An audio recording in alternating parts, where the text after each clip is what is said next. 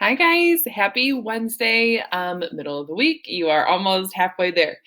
You guys have done a wonderful job so far and truly have showed mastery with slope-intercept form and with standard form. So I think at this point we are ready to go in point-slope form. This is probably the more challenging of the three, but if you guys show the same amount of effort and depth of understanding that you guys have with the first two forms, you'll have no issues at all. So here we go. Let's get started.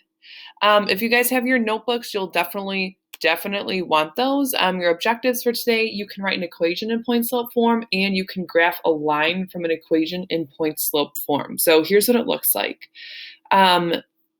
It kind of looks like a lot, and you'll actually memorize it once you utilize it more. So the more that you can write it down, the more you can recognize, the more you can use it, the quicker that you'll pick it up. So we've got y minus y1 equals m times the quantity x minus x1. What you guys will be filling in every single time for this format, hold on once my highlighter works, you will fill in y1, sorry. So you would fill in this number right here, this number right here, and this number right here.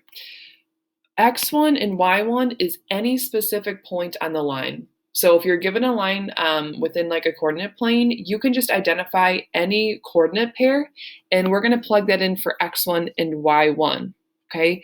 M represents the slope.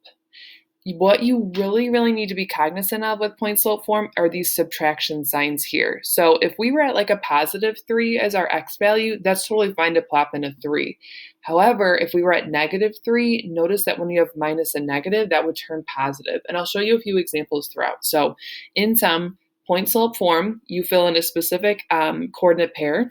So for x right here and for y right here, that's any point that's on the line, and then your slope value is identified as m, that quantity outside of the parentheses. So if I asked you to write an equation for a line that passes through negative 3, 6 and has a slope of negative 5, all you need to do is fill in those values. So here's just your blanket point slope form. And then here's what you would have to fill in.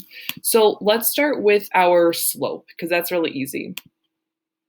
So instead of m, we know that that represents our slope, and we're going to plug in the negative 5 because that's the slope that we are given just from like the problem and from like the actual situation itself.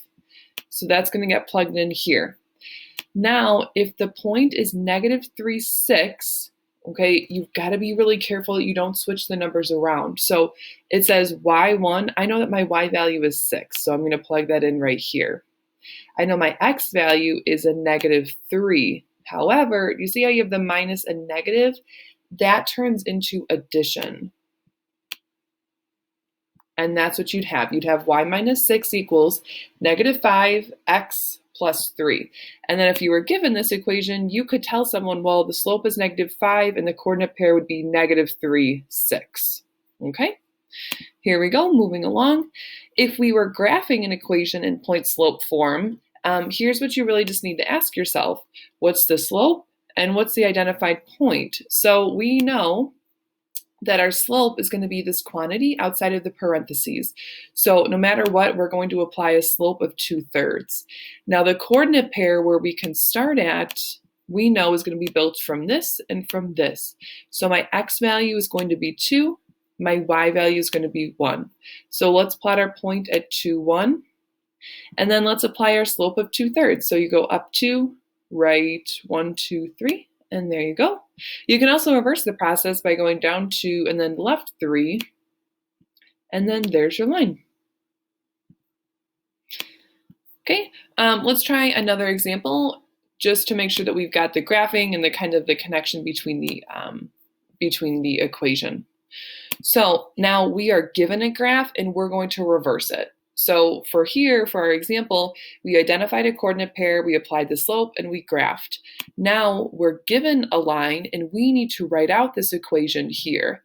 So I know that I'm just going to fill in kind of like that blanket template, like just with the items that I know that I'm going to have to fill in myself.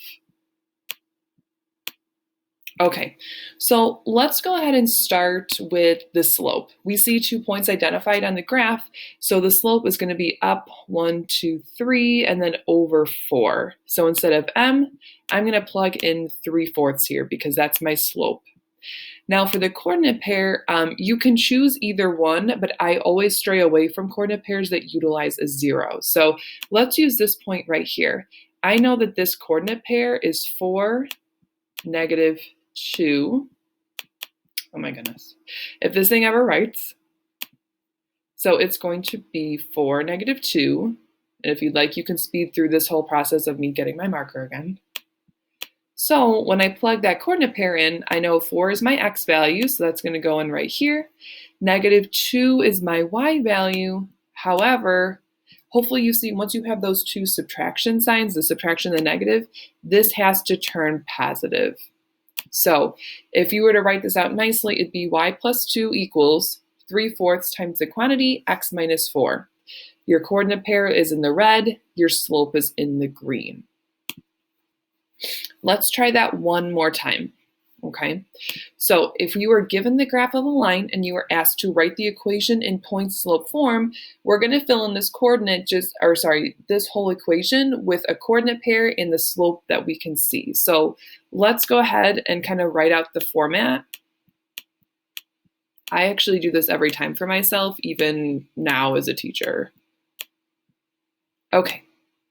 So let's start with our slope. So to get from this point to this point, I'm going up 1, 2, 3, 4, 5, 6, 7. Then I go over 1, 2, 3. So my slope is going to be 7/3. Now we just need to pick a coordinate pair. Notice that these guys are all negative and then these guys are positive. I'm going to go with the positive ones because that's just me. So I know my x value is 1. So that's going to come in right here, and my y value is 4, so that's going to go here. Be very careful that you're not switching around your x and your y values. It's very easy to do in point-slope form. All right, so far we have covered what point-slope form is and what it's comprised of. We've covered how to fill in a coordinate pair and a slope to make an equation in point-slope form. We learned how to graph an equation in point-slope form by plotting the coordinate pair and then applying the slope. We've learned how to write an equation in point-slope form from a graph. Now we're just going to push it one step further. You could be asked to write an equation for a line in point-slope form when you're only given 2 coordinate pairs. So notice, you're only given 2 coordinate pairs, so you could fill in the y1 and the x1 here, but you don't have the slope. So if you're only given 2 coordinate pairs, what formula could you use to find what that slope value is? And hopefully in your head, you're like, duh, Miss Savant, it's slope formula. And you're right, that is what we're going to use today. And you will see that on your homework assignment too. So remember, slope formula is just y2 minus y1 and x2 minus x1. So the first thing that I always do before I do anything with my formula is I label underneath here. So I know this is x1, y1, this is x2, and this is y2. And let's pretend that any human being could read that writing. So then you're going to plug in your slope values, your coordinate values within your slope. You'll have negative 3 minus 3 and then 5 minus 1.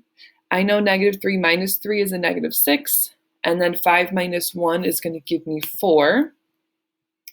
Negative 6 over 4 then simplifies to negative 3 over 2. You always want to be simplifying your fractions whenever possible. So you're not done yet. All you did was find the slope value, which was m. So if we're taking these 2 points, okay, we found our slope value. Now you can actually go back and fill in your point-slope form to get a concise equation in the format that's required. So right now, we just solve for our m value, this negative 3 over 2, so I can fill that in right here. And then you just need to pick one of the coordinate pairs. It doesn't matter which one that you pick. Let's say that I choose 1, 3. Okay, so I know that 3 is going to be my y value. And then 1 is my x value, and that's what it would look like. You should also be able to identify what it would look like if you use the other point here. Just know, like, when you bring this down for like this minus negative 3, that would turn positive, and then this 5 would just be over here.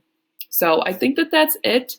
If you have any questions, please message me, but your assignment for today is the point slope form lesson quiz online Pearson.